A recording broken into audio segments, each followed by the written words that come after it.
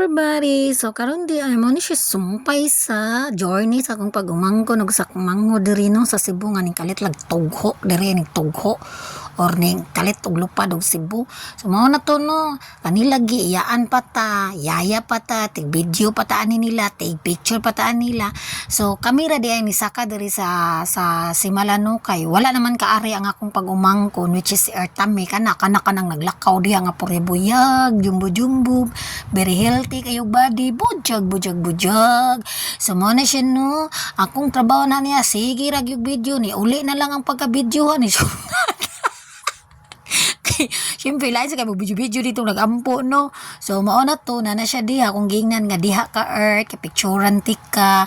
So at least na lang nakalaag og Cebu siya, nakalaag sa Simala kaya himalagroso man kayo na.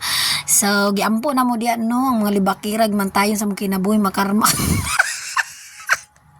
Yes, ala nagdala ra ba jud ko. Oy tinuod biya na no nagdala sa gud kandila kay ang kanang mga candle diya lahi na sila color yun na siya meaning mga kamami. So ang meaning ana niya imo na siyang iampo diha idagkot.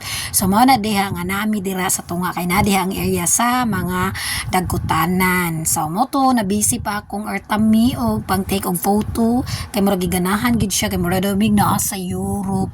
Yes, so mao na to. Bye. Wala lang. Pabitin lang.